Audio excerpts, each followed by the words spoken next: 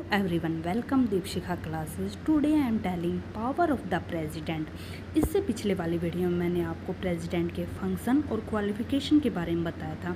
आज मैं आपको बताने जा रही हूँ power of the president. President की क्या क्या पावर होती हैं। पावर जानने से पहले हम जान लेते हैं कि हमारे गवर्नमेंट का फॉर्म कैसा होता है। Parliamentary form of the government. हमारी गवर्नमेंट का फॉर्म होता है parliamentary. In India, the Constitution establishes a parliamentary form of the government. A parliamentary form of the government establish करता है। Essence of the parliamentary form of government is that the head of the state is the constitutional head. जो state का head होता है वही constitutional head होता है। And the real executive power all vested in the council of minister. जो real executive power होती है वो council of ministers में वेस्टेड होती है। The prime minister is the head of the council of minister. Council of minister का head होता है prime minister. The council of minister is responsible to the house of people. ये लोकसभा के लिए responsible होती है।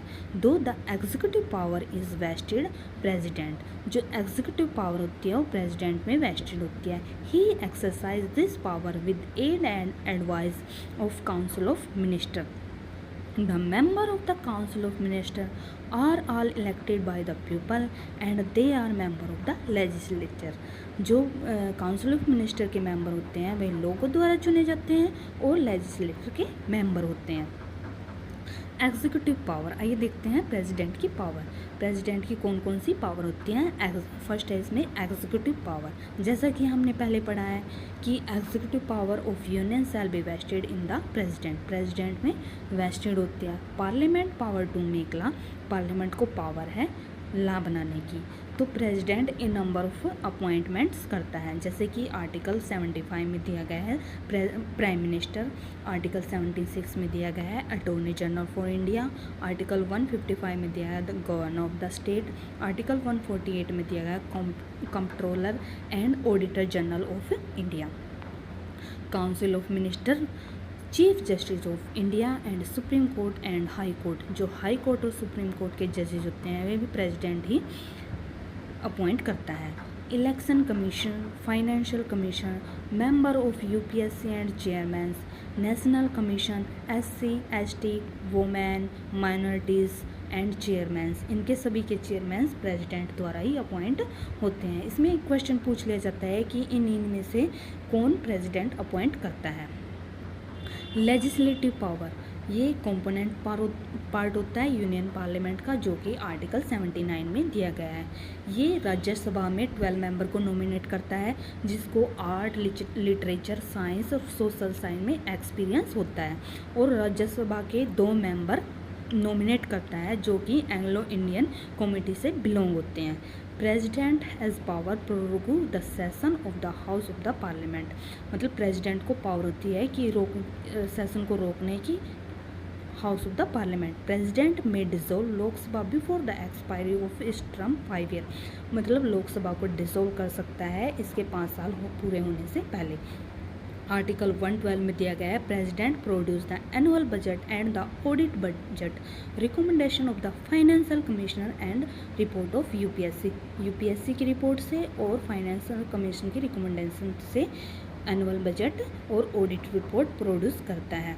काउंसिल ऑफ मिनिस्टर के सामने, मेंबर के सामने, all money bills and financial bills can be introduce in Lok Sabha prior recommendation of the president involving expenditure from the consolidated fund of India. मतलब जो all money bills, financial bills होते हैं वे लोकसभा में कब होते हैं, पहले प्रेसिडेंट की अनुमति लेनी होती है। इसमें एक्सपेंडिचर ऑफ कंसोलिडेटेड फंड भी इंक्लूड है। ऑर्डिनेंस मेकिंग पावर, ये सबसे इम्पोर्टेंस पावर है। ये इसको हम कह सकते हैं temporary law promulgated by the president. मतलब लॉ बना दिया जाता है प्रेसिडेंट के द्वारा। कब बनाया जाता है, when both house of parliament is not session. जब पार्लियामेंट के दोनों हाउस, लोकसभा और राज्यसभा सेशन में नहीं होते तब ये ऑर्डिनेंस जारी किया जाता है। कब जारी किया जाता है? When circumstances exist which render it necessary for to take immediate action. जब सर्कमस्टेंसेस ऐसी आ जाती है कि इमीडिएट एक्शन लेना ज़रूरी होता है। Expiration of 6 week from the reassembly of the parliament. AK Roy versus union of India में क्या कहा गया है? इसमें कहा गया है कि supreme court held that constitution validity of ordinance it was not violate article 14 of supreme court. Supreme court ये जो ऑर्डिनेंस बनाया जाता है ये आर्टिकल 14 को वायलेट नहीं करेगा। Ordinance making power of the president would be subject to the test reasonableness public interest it was passed during the result of union parliament. मतलब रीजनेबलनेस और पब्लिक इंटरेस्ट को ये ऑफ ऑर्डिनेंस मेकिंग पावर। जब कोई ordinance बनाया जाता है, act बनाया जाता है, तो बिफोर बोथ हाउस के सामने प्रोड्यूस किया जाता है। लेकिन ऑर्डिनेंस कब बनाया जाता है? जब both house is not in session. अगर ये पास हो जाता है तो ये एक्ट बन जाता है। अगर इस पर नो एक्शन मतलब कोई एक्शन नहीं देते तो इसको लैप्स 6 वीक में ही ये लैप्स हो जाता है। अगर ये डिसअप्रूव हो जाता है दोनों हाउसेस में, बोथ हाउसेस में, और ये इसका लैप्स इमीडिएटली लैप्स हो जाता है। President can withdraw ordinance any time. मतलब प्रेसिडेंट क्या करता है? ऑर्डिनेंस को किसी भी टाइम विदड्रॉ कर सकता है on advice of council of minister की एडवाइस से। डिप्लोमेटिक पावर में क्या है कि जो प्रेसिडेंट होता है वो रिप्रेजेंटेड होता है और high commissioner of India to other country at is he who receive diplomatic representative foreign country to India and all treaties and agreement with foreign states of entering the name of the president. मतलब जो भी कोई मतलब phone के ambassadors हैं उनको receive करता है, उनको सेंड करता है, और जो भी एग्रीमेंट्स या ट्रीटीज़ होती हैं वो प्रेसिडेंट के नाम से ही होती हैं।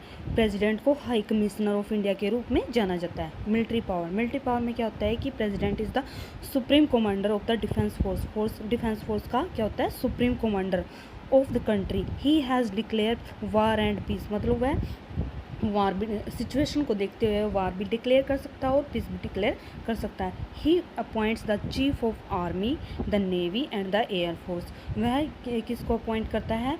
चीफ किसके? आर्मी के, नेवी के और एयर फोर्सेस के चीफ को अपॉइंट करता है।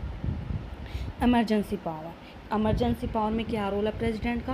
President to make a proclamation of emergency proclaim कर सकता है if you certified that in article 152। अगर वो निश्चित कर ले कि security of India and important area of India is threatened by external aggression and president order suspend remedy of enforcement fundamental rights secured by part 3 of the constitution.